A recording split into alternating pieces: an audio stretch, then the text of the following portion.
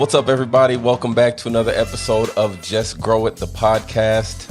I'm your host, Big City Gardener, and today we have one of my longtime social media friends joining us for the show. We have Resh Gala. Would you mind introducing yourself for everybody, please? Thank you so much, Timothy. First of all, it's wonderful to finally meet you. And I know we've been friends forever, it seems, on social media, but we've finally been able to connect through your podcast. So I appreciate this so much. And just to introduce myself, like you mentioned, I'm Resh, and I'm basically a gardening coach. I don't consider myself an expert, but I love teaching people, how to grow their own food organically. And I'm also a founder and owner of my own business called 100 Tomatoes. And that actually, we design, install, and maintain urban organic vegetable gardens here in New Jersey. So that's cool. What I do. I teach people how to, grow their own food, and then I help people actually create their own gardens to do so. Nice. How did you come up with the name 100 Tomatoes? I think that's when people hear that, that's the first question I get asked. And actually, I came up with the name because I'm obsessed with growing tomatoes. And the first time, which is about 5 years ago, I purchased 2 tomato plants from a big box retailer here close to my home. And I had no experience in gardening, zero whatsoever. And as you can imagine, all I did was just take those 2 tomato plants, put them in small little pots, and put them in my shaded patio. And just, kept watering them, thinking, you know what, I'm going to get some fabulous Jersey tomatoes, right?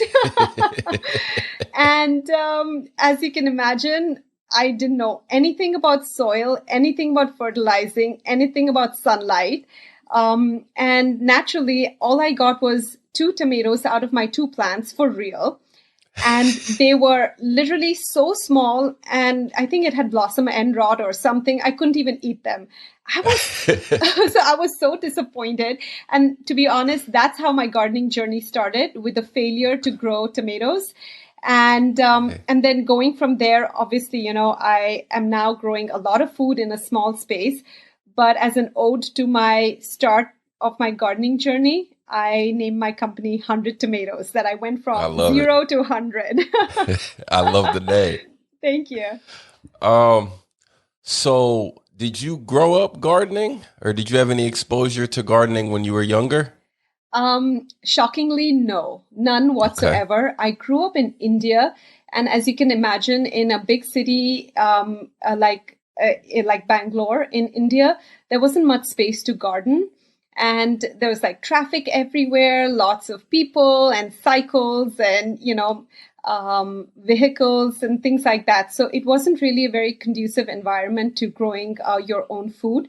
But I do know that my grandparents did have, both my grandfathers actually, they had a love of gardening. They would constantly, want to at least plant a rose bush here and there, So I grew up with that sort of, love for nature, but no real exposure to vegetable gardening. So 5 years ago, what made you decide to go and buy those 2 tomatoes and get started on this gardening journey? So it's very interesting. I know a lot of my friends were always, showing off their homegrown tomatoes and zucchinis and things like that. So I said, okay, we were just at that store and I just happened to see it. I said, let's just pick up 2 plants and give it a try. And, I think gardening is something like, I don't know if it turns into an addiction or a hobby or what it is, but it sparks that interest in you because you're growing something and you're nurturing something almost like your own child or your own kid, that you're spending so much of time, energy, and effort into it. You want to see it blossom and you want to see it fruit and you want to see it grow. And when that doesn't happen, at least I was concerned, what am I doing wrong? How can it be so hard? Because you see at the grocery stores, there are so much of produce everywhere, right? Right. And when you grow your own food, you realize you actually appreciate it more, I think, because you realize the effort that goes into growing every small bit of food. Yeah, I agree with that 100%. I think it's just I think people just need to try it. Once you try gardening, then I don't know, I feel like you get addicted to it. I totally agree. It's something like exercise. I think you get a high from Yes. it, and you Yes. really can't explain it. It's just being in nature, being in that zone in the moment. You're not distracted, and it's amazing. No, I agree. You said it. You said you can't explain it. And I know when people ask me, like, what do you love about gardening? And I don't really know how to put my experience in the garden into words. Exactly right. I Yeah, think it's one of those things. It just gives you a high, and you true. watch your plants grow and you nurture them, and then you enjoy that experience. So when you started, I know you said you started with the your two tomato plants. What did you grow the following season? So starting from those two tomato plants, or the failure rather to grow those two tomato plants, the next year I hired a landscaper to come Okay. in and in my backyard build out four really small raised beds. I think they were pretty much 2 feet by 3 feet, so really small by any standards. And they were about, I think, about 10 inches or so tall. So I got more plants again. I didn't start them from seeds, none of that stuff. And I thought, you know what, I'm going to give this a try. It can't be that hard. Maybe the container was the problem and it needs sunlight, things like that. So I got the basics right that, okay, we need sunlight and we need a little more space. Uh, so I went out and got some more plants and planted it in. Unfortunately, nothing grew again. So the following year, to answer your question, I basically went out and got like some squash, like a zucchini plant, cucumber, more tomatoes, some basil, mint, all those kind of things. I thought they were easy to grow. Your refrigerator basics, so to speak, right? Right. Right. So I got those plants and I planted them. I got paid a landscaper a lot of money to build my raised beds. And shockingly, nothing grew because the soil was so poor. I think he must have really filled it with pretty much the worst quality, construction quality topsoil. Perhaps it had rocks in it. Yes. You could see it. So nothing grew. And that's when I started reading more, researching more, watching more YouTube videos. So I'm basically self-taught gardener, you could say. Okay. And so when I started, reading about all this stuff, I understood that the crux of a good plant or the health of your plant really depends on the soil. So that led me actually into composting. Okay. So it's very, very funny, but it's like a journey, so to speak, right? And then I got myself a tumbling composter because I live in a small space. And I was afraid that, it's going to smell a lot. Like most people, their concern with composting is, oh my God, it's going to, smell really bad. And it's not going to look very appealing in my backyard. But I think that that's completely, it's so far from the truth because these days you have these amazing tumbling composters, especially like, you're in a big city gardener. So you know that. And I started composting successfully.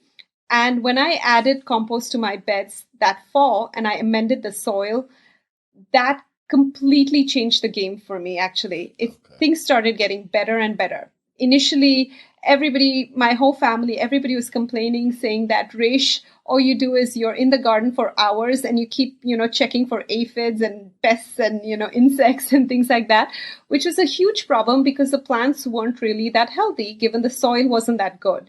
But when I added that homegrown or homemade compost, it just changed things around. And I amended my soil, and I think things just got better after that each season. Okay. I like that. I like that. I don't think people pay enough attention to their soil or the quality of soil. Mhm. So you said your landscaper came in and put in probably the worst soil ever. Well, Mhm. when I started the garden at my house now, I bought the cheapest soil that I could find and nothing grew probably for at least a year. Yeah. And I had to spray it with compost tea and hit it with a lot of compost tea every couple of weeks, and then after about a year that soil started turning into better soil. So All that Exactly. to say, I agree with you that the health of your plants definitely depends on your soil. Yep, I totally agree. I mean, so it's been a journey for me going from no tomatoes to bad soil to, seeing some success with composting. And and I think the following year, really, I had a good harvest. And that kind of led me into getting a plot at Duke Farms, which is an allotment style community garden. And I started growing in like a 15 feet by 15 feet space over there, and that got me in touch with so many more gardeners courses that they had to offer, and it's a wildlife sanctuary as well, and just to learn from each other, to see what everybody's growing and all the tips and tricks that people are using. And it's Hmm. a in a very and it's 100% organic way of growing food over there. Um, so that got me more and more interested into trying different things. And so last year, actually, when COVID hit and the farm was closed, I was actually desperate. I said, oh my God, I really need to grow more. And where am I going to grow everything? So I redid my garden myself, actually, and built myself larger, bigger, deeper raised beds. And kind of, put in the soil after all the research I'd done and all the, failures and tribulations that I'd experienced. I really learned to do that myself, and that kind of completely changed the game. My harvests were the best I ever had. Hmm. I believe it. I believe it. That's cool. That's a positive COVID story right there, Hmm. right? I know. During COVID, you used the time to build a much better garden. I love that. Thank you. Um, Tell me more about Duke Farm. So, how big of a farm is it, and how easy is it to get an allotment or a space over there? So I think Duke Farms is probably one of the largest allotment style community gardens in North America, actually. And Okay. I think it sprawls the whole, not just the farm, the whole property. I think is over 2,500 to 3,000 acres, I would say. Holy. Can you imagine? I wasn't expecting you to say 100. I thought you were going to say 25 to 30. No, 2,500 to 3,000 acres. So it is unbelievable. Like there are walking trails, they have an education center. They teach people about monarch butterflies, and they have an eagle cam as well, where you can watch, each year the bald eagle give birth to its little babies and watch it live. So they That's have an cool. eagle cam. And plus, it's an amazing wildlife habitat as well. So it's just a sanctuary, to be Okay. honest. So it's beautiful. And in terms of how difficult or easy it is to get an allotment space, I think each year you have to register. I think around January or so.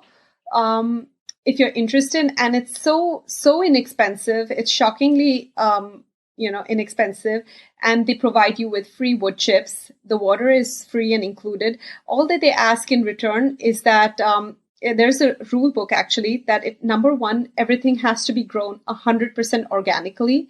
So any amendments, any soil, anything that you bring into the garden has to be OMRI certified or organic, basically.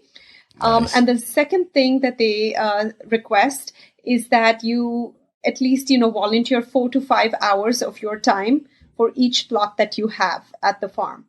So that really is incredible, because a lot of the produce that you grow over there gets donated to food banks, charities, shelters, places that they need the food the most. Most people, I think, in general, tend to just donate canned food items or non-perishable food items to such places.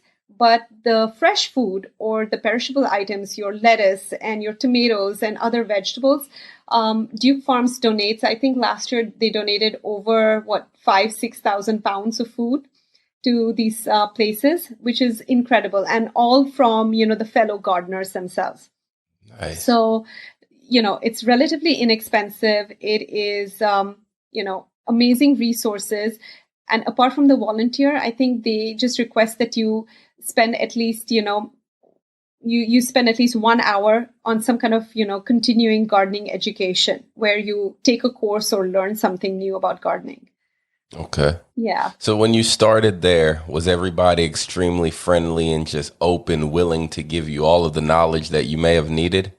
Well, the thing was that because it's such a big garden, that's a great question, actually. But because it's such a big garden, you don't meet people all the time, right? That And makes so sense. if you get in touch, my neighbor, by the way, at the farm, she is incredible, phenomenal. I think she's a master gardener herself, and she grows everything from amaranth to goji berries. And I know last year the sweet potatoes that I grew, the slips were given to me by her. So we kind of exchanged seeds and plants and things like that. So to be honest, I would say everybody is so helpful. And I think that's one of the best things about our gardening community is that it's the best set of people, the most helpful, nurturing kind of people. So definitely, yes. Okay. You said you're in New Jersey, correct? Correct. Well, two questions. What zone or which zone is that? And then what is it like gardening in that particular zone? So I'm in zone 6B. I'm in Bridgewater, New Jersey. So I'm in zone 6B. And I think if you go by growing just according to the zone, then our growing season is pretty short. So I would say the challenge of growing in a place like New Jersey or in 6B is that we just have 5 months, which is our official growing season between our first frost date, last frost date and first frost. So we just have 5 months in which we can grow, unlike like in Texas or California and Florida. You guys can grow year round, right? Right. So I think one of the challenges is that we have a short growing season. The second challenge I would say is that our native soil, the native New Jersey soil, is very heavy clay soil. So it's hard to grow things like root vegetables, your carrots and beets, because of that. And in terms of the pluses, I would say because it has a longer, cooler season, it is wonderfully easy to grow your cool season crops, your kale, your cilantro, lettuce, carrots, beets, bok choy, things like that. It's incredibly easy to grow those.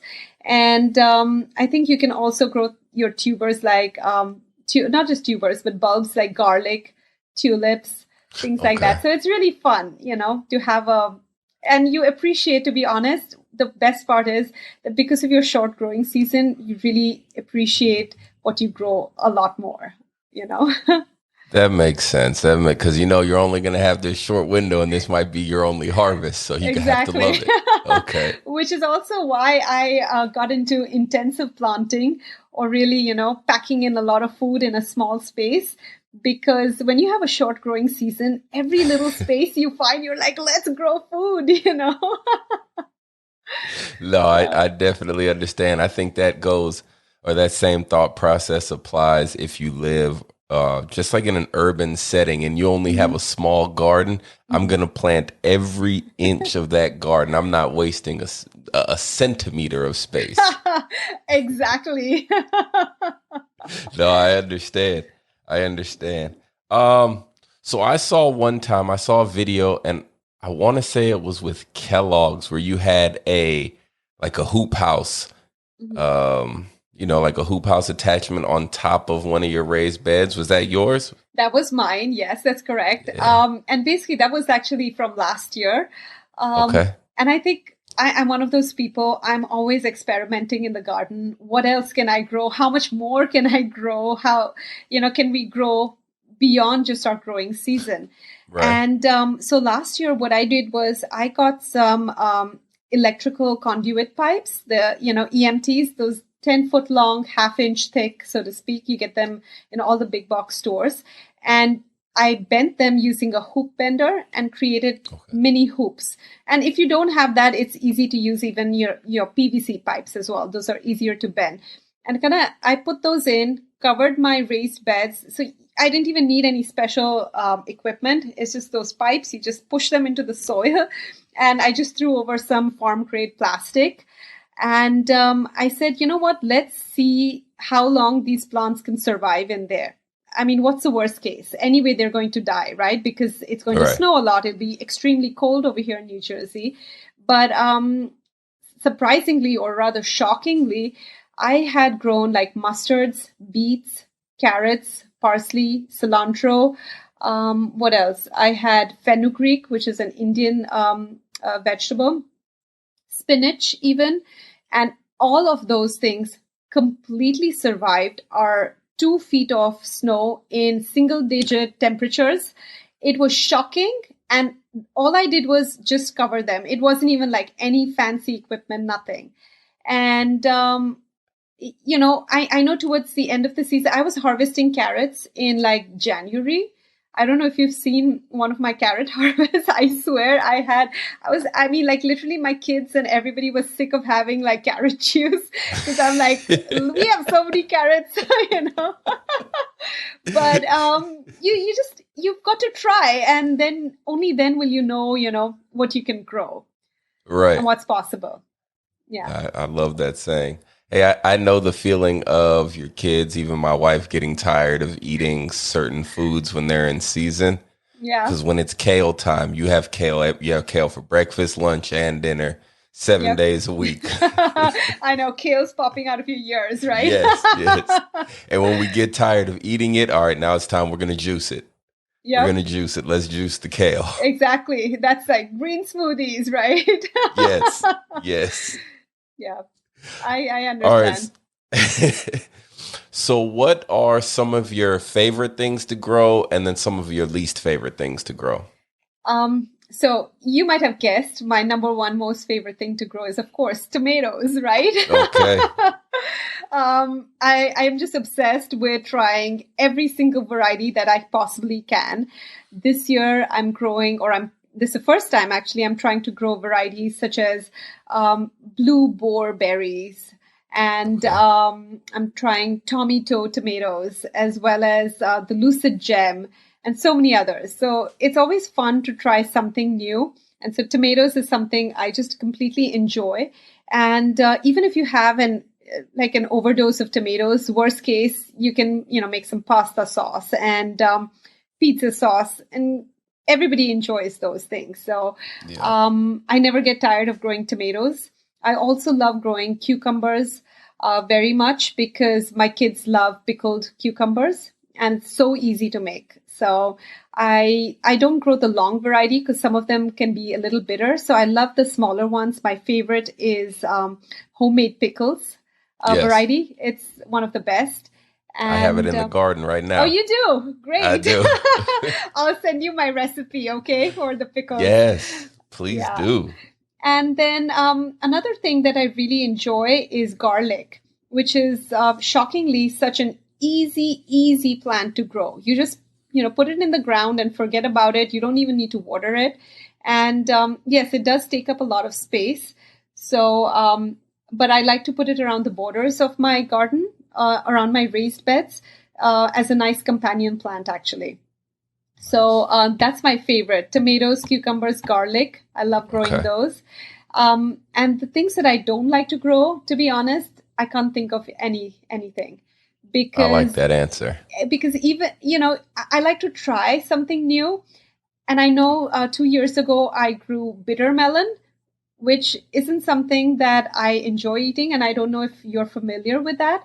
But it's like, not a bitter melon, bitter gourd. Sorry. Yeah. Okay. So it's like an Indian delicacy that a lot of people cook with, and it's not something I'm fond of. But when you grow it, you just eat it because you want to taste your own, homegrown food. So there's nothing like, my least favorite plant, to be honest, because whatever you grow, you're going to try it anyway. Radishes, my kids love to eat. Some people might think, oh my God, aren't they spicy? But I'm like, no, they'll have that. If it's jalapenos even, my kids will have that even in tacos and nachos. So, we'll pickle them. And we all enjoy whatever we grow in the garden. So, yeah. Nice. Yeah. So you said bitter gourd. When you grew it, did it taste differently than when you maybe bought it or had it before? No, it was still bitter. No, all right. I know everybody's like, you have to have a homegrown tomato. They taste so much better. I was just wondering if that translated for the gourd as well. No, it was just, I was very attached to it. You could say that. Okay. But yes, homegrown tomatoes, homegrown cucumbers, everything homegrown taste wonderful, Yes. So people don't believe it. So I'm like, grow it yourself, and grow the right variety so you'll enjoy it more. I think that's important. And I think the only way you can find the right variety is continuing to garden, right? You can't just grow one variety one time, because you just named 3 or 4 different types of tomatoes that you're growing that some people have probably never heard of. Exactly. And I'm always growing more varieties each year, not just your standard tomato that you get at the grocery store. When you go there, it's just tomatoes, it's just cucumbers, and maybe you might have 1 or 2 varieties perhaps. But I'm constantly growing new varieties, not just to experiment, but also to find my new favorites. Because I feel like there's always something better out there. I believe in that. So that is also why I try out as much as I do. I have a huge seed collection because of it. I think everybody, once you start gardening past year 2, then you get to having a pretty ridiculous size seed collection. Tell me about it. I have seeds that are expired, but I won't throw them away because, I know they'll still germinate, but it's just, I'm attached to them. Exactly right. Yeah, I have my seeds from I don't know how many years, but I'm like, they'll still germinate. If they don't, that's okay. I'll just plant more seeds. That's it. Like maybe I won't have 100% germination rate. Maybe it's only 50, but some will still germinate. So I can't throw this pack away. I think gardening teaches us how to be, totally optimistic and positive, right? Yes. Hoping for the best. Yes, it has to. You have to have that kind of mind state when it comes to gardening. Always. All right. So you mentioned your company, 100 Tomatoes. Can you tell me a little bit more about it? When did you start 100 Tomatoes? So I actually started it this year in January, January 2nd, to be honest. I was going to start my company. I had plans to start it last year, but I think it was like towards the end of the year, and I figured just in terms of accounting and everything, it'll be just simpler to start it, in January. And I read somewhere actually Jan 2nd is supposedly considered this very special day as per some Armenian tradition, where, when you have not just a wish list, but basically if you have something that you really want to achieve or do, then you write it down, and on January 2nd, you take some positive action towards that goal that you have for yourself. And so I'm like, okay, every Jan 2nd, I'm going to go and deposit some money in my bank account, or do something, say something really nice and special, or do something special for my family. Talk to my parents, things like that, things that I want to continue through the rest of the year, some positive habits, maybe work out. And so my thought was Jan 2nd was the day that I said, you know what, I'm going to start a business, because my goal is to teach people and to create a whole community of, around gardening, organic gardening, and to make myself a successful gardener. So I started my business technically on January 2nd. And to be honest, I think I've been gardening now for, 5 years since my failure to grow tomatoes. But last year, because of COVID, I think everybody was at home and people had more time. People weren't really selling their houses. They were renovating their homes and their backyards. And so many people, to be honest, got into gardening last year. And so it was actually in 2020 when I started getting inundated with questions from people about gardening. How do you grow this, Resh? What do I do about this pest? And how do I do composting, things like that? In fact, a lot of questions. And so that led me actually to start my own business, because I figured there was a gap out there in the market. There were so many landscapers, people who did flowers and maintained your lawns, but there wasn't somebody who was actually showing people and creating urban, organic, edible gardens for people and in their homes. So that's what I decided. I said, you know what? People have been asking so many questions. There seems to be an interest. There is this gap in the market. So why don't I, try something and go for it? And so that's how it started. And apart from just doing installations and creating and designing these kitchen gardens for people, organic gardens for people, one of the other things that I also do is teach people through virtual coaching lessons, things like that. I create planting plans and planting guides for them as well. And I teach people how to grow their own food and help them with whatever questions that they have as well. I like it. Thank you. So I think my question, I don't know if I'm going to say this properly.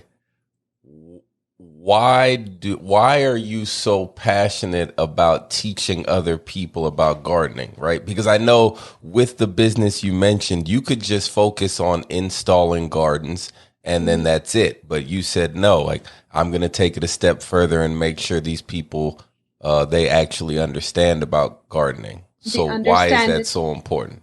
So I personally think gardening is very intricately connected with living your best life. And I just tell people to grow their own food and live their best life. This is a motto of mine and my company's, which is I'm here to encourage you to grow your own food and live your best life. And to be honest, I think it's very closely connected. Gardening isn't just about going and watering your plants, but it's actually about seeing something grow from seed to harvest, enjoying that, when you're in nature, you're present, you're not distracted. I could go out in the garden, I could tell my husband, I'm just going there for 5 minutes, and I could easily spend hours. Doesn't that happen to you? All the time. All the time. And I think that's the thing. It's a lifestyle. And once people try it, like I started the podcast with you about, it's like exercise. It gives you a high. Once you just start gardening, it's something about being in nature, being with the plants and nurturing something and seeing it grow. That kind of, makes you feel relaxed, makes you feel a sense of pride and accomplishment, to be honest. And you feel like you've achieved something, even in that little small way of a plant turning into a big plant, into some tomatoes or fruits and harvest, you feel accomplished in a certain way. And so even, I encourage people, if you're having a challenging time in your life, could be with your job, could be with your family, could be just mentally as well. If you feel like you want to feel like you're accomplishing something and you've created something of your own, I highly encourage people to give gardening a try. So it's something that has really helped me for sure. I love your motto, grow your own food and live your best life. Thank you. Thank you so much. Put that on a t-shirt. I love that. I love that. Thank you. Okay, so I know that on your social media, you give a lot of tips about like small space gardening. Okay, so can you share some of your tips here for anybody who's maybe looking to get into gardening and they don't have a lot of space to get started? So if you don't have a lot of space and you want to start gardening, the first thing is containers are your friends. So if you live in a place like, say, New York City and don't even have a backyard and just have a little bit of patio space, start with containers, start with herbs. Those are the easiest things to grow. You can even, put in some basil, some mint, which is super easy to grow. So I would highly encourage people to start with containers.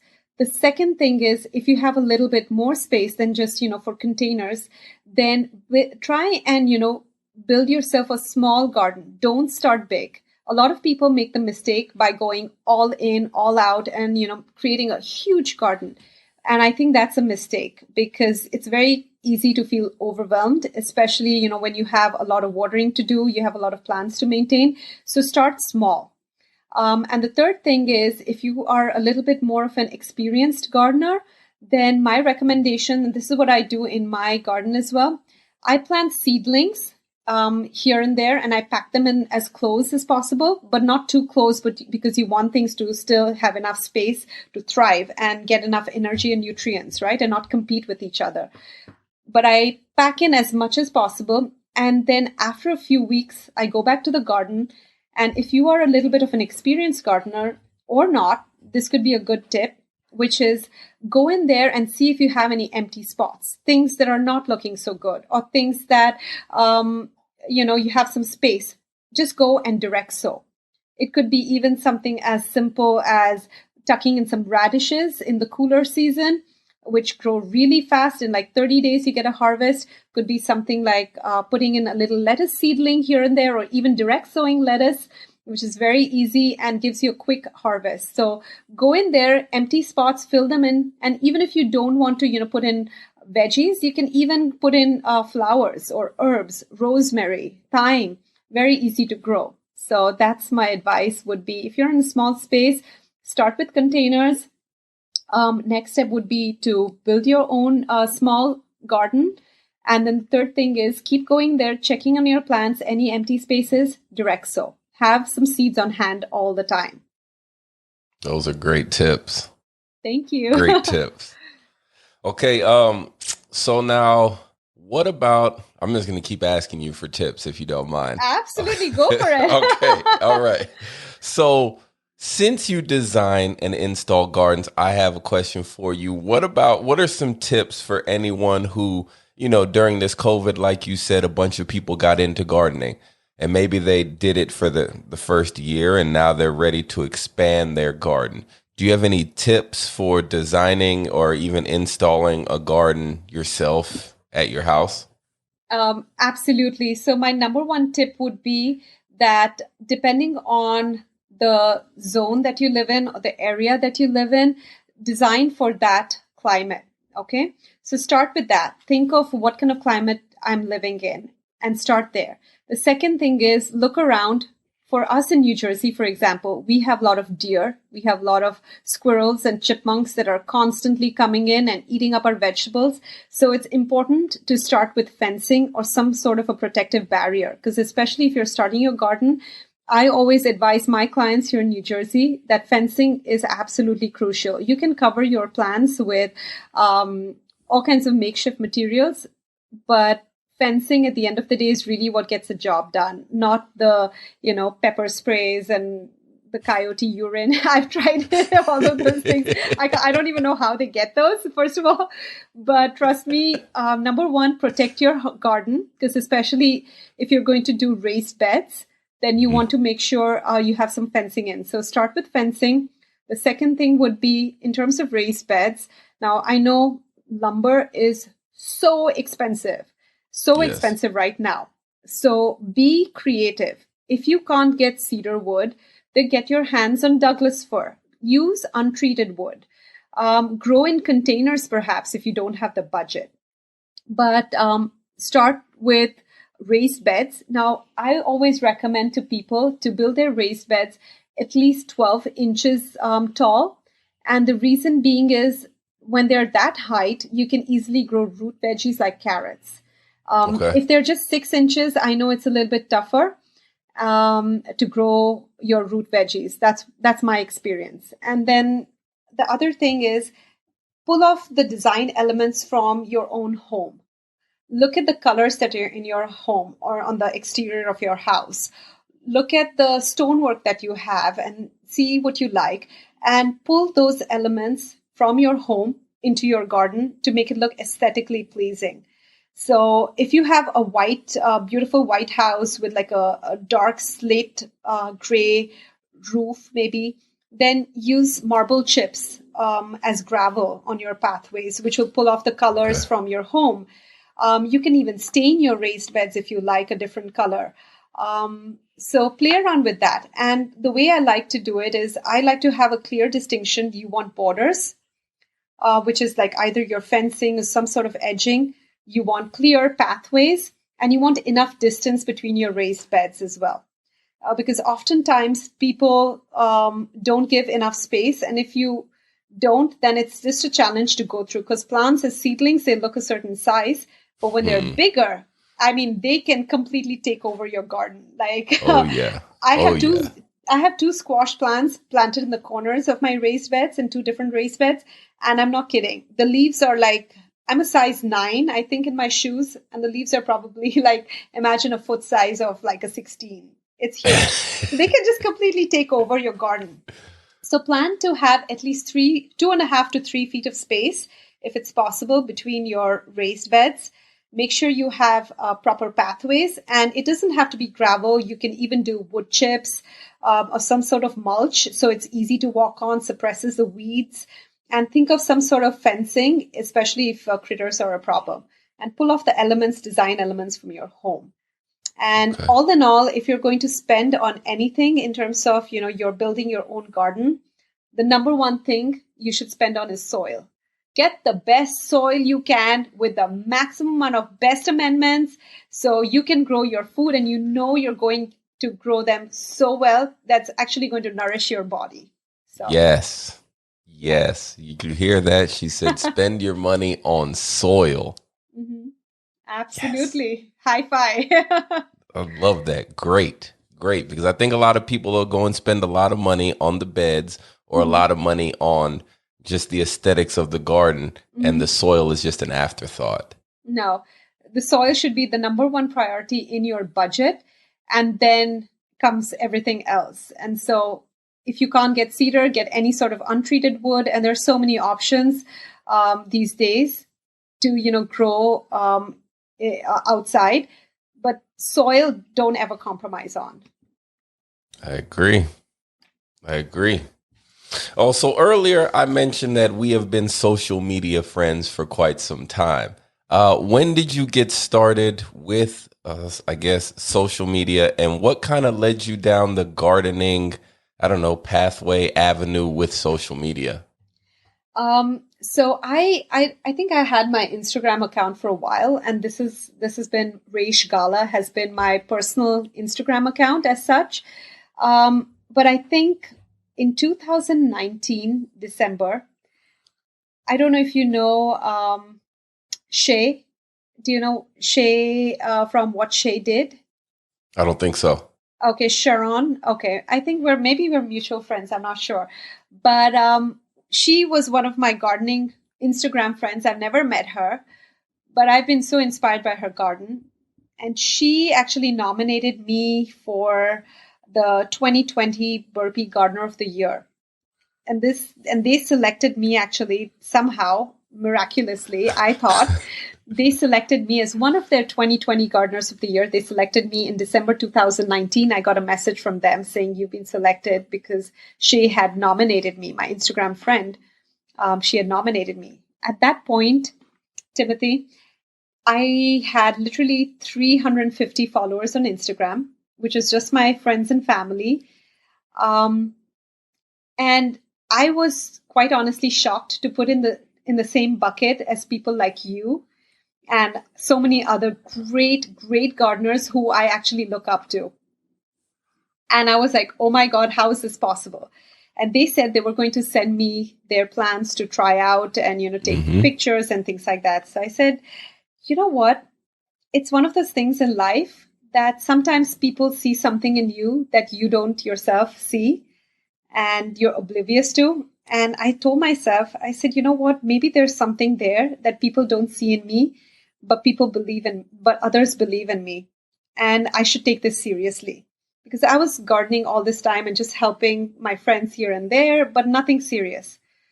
And so at that point, I decided to turn things around. And it's like, when you get a small little opportunity that knocks on the door, you have to just say yes. That's all you have to do is never say no, just say yes and see what happens. And I said yes to that opportunity. And to be honest, that made me get serious about Instagram. And I started posting seriously about just gardening. I said before, if you see my much older posts, which I did not delete, I want to keep my account completely authentic and organic. My earlier posts were about, fitness, eating healthy foods. I'm vegetarian, and a little bit of gardening here and there as well, but nothing focused.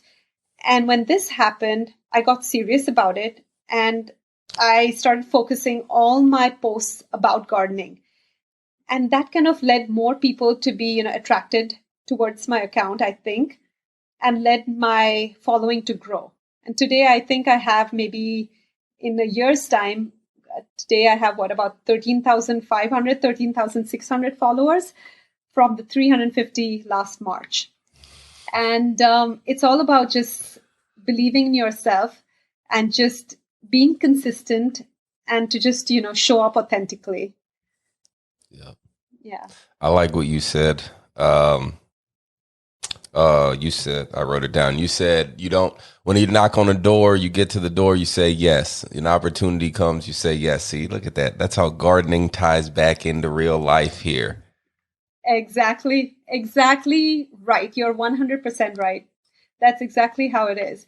And I think it was a start, I think, with Burpee, that they believed in me. And then so many other people started following me and they believed in me as well and what I was saying.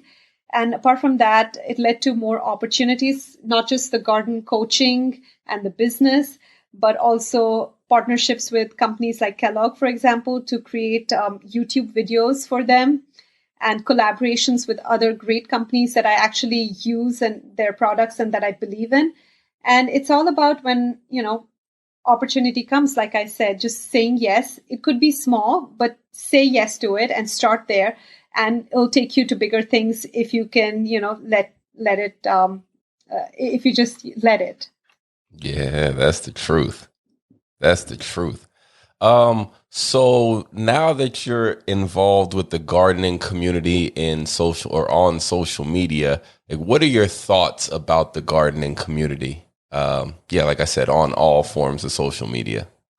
So just in a very positive note, I would say I'm so lucky that of all the niches out there on Instagram, that I'm part of the gardening community, because genuinely, I would say majority of the people are so nice, so helpful, so willing to learn and willing to help. And I generally feel that online, there are so many people there. Gardening is one of those things. There's no one way to do it. There's no right way to do it. There's no wrong way to do it. Like with tomatoes, I think I just did a video the other day. It's your choice. You can prune the suckers and pinch them off, or let the tomatoes grow wild. You can stake them, or you can, put them in a cage, or however you want. You have so many ways of gardening. And I think there's so many people out there in our gardening community on Instagram who are showing others how to grow their own food. And I think we have to just keep in mind, at the end of the day, everybody is trying their best and everybody's just, growing food their way. And there's no right or wrong way, as long as you try something and you're willing to, grow your own food, right? I agree. Yeah. I agree.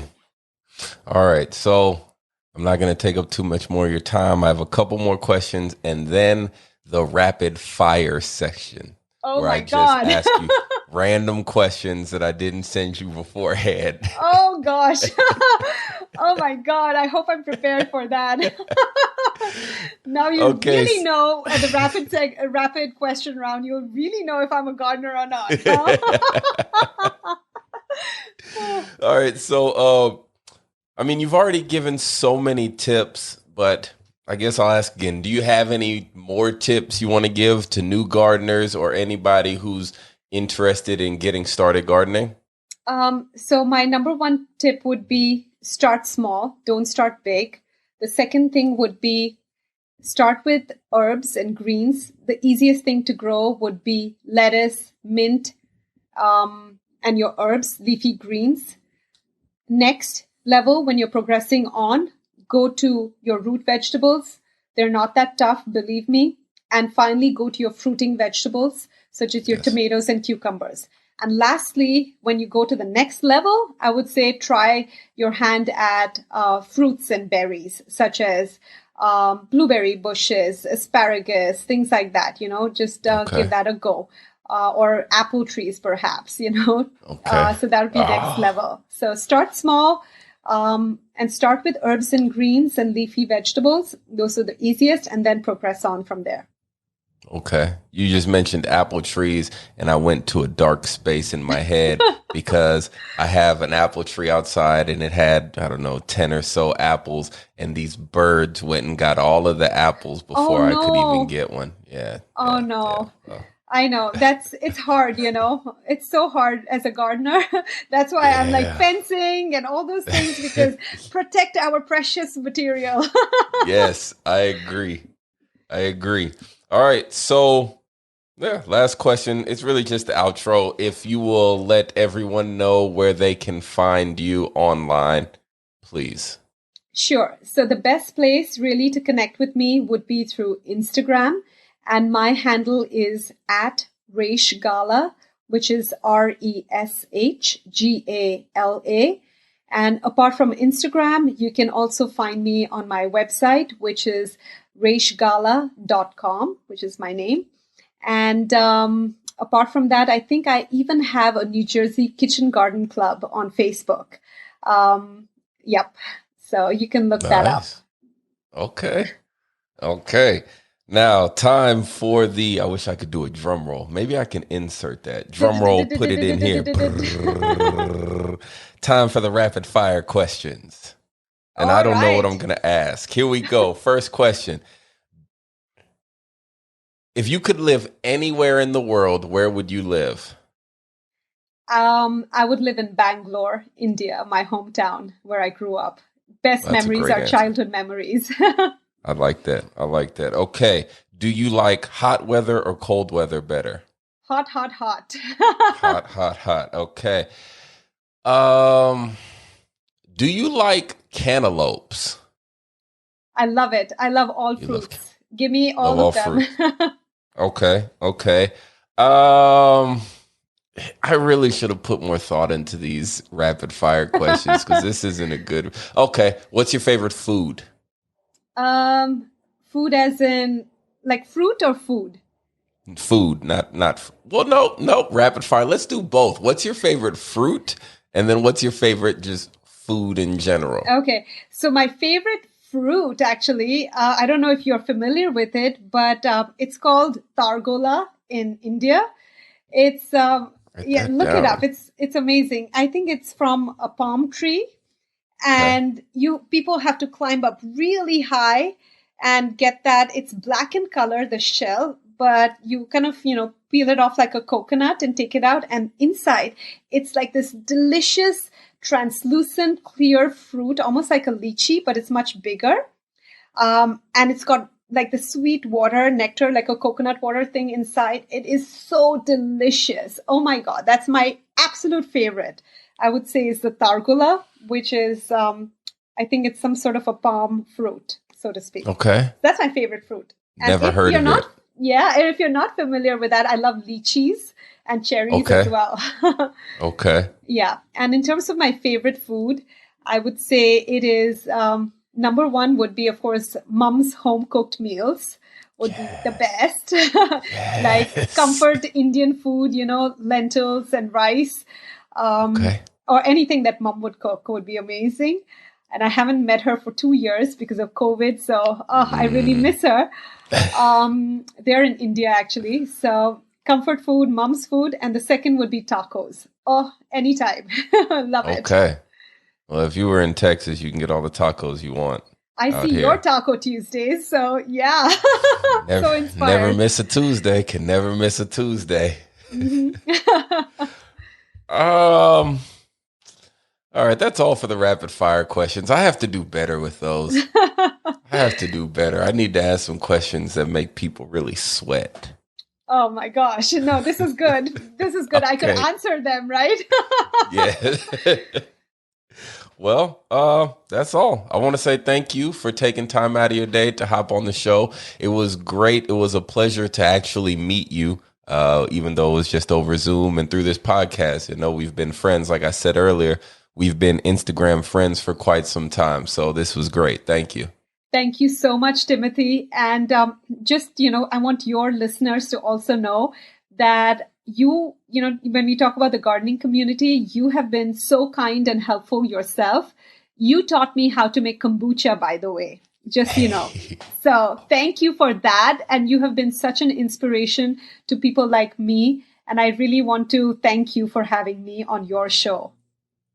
Thank you. Thank you for the kind words, and thank you for gardening. I just want everybody to garden. So I'm glad that the information that I put out there, I'm glad it had a positive effect. Thank you so much, Timothy, for having me. Yeah, thanks for joining the show. Have a great day. You too. Bye. All right, bye. Before I let you go, I need you to do more than one thing. First, I need you to like, comment, subscribe to the podcast. Second, I need you to tell a friend or two about the show if you enjoyed it. And if you have anybody you think I need to talk to, I should interview, send the name over, put it in the comments, or send me an email, igrow@BigCityGardener. And check me out, man, on Instagram and on all social media platforms, Big City Gardener. We out. Oh, almost forgot. Just grow it.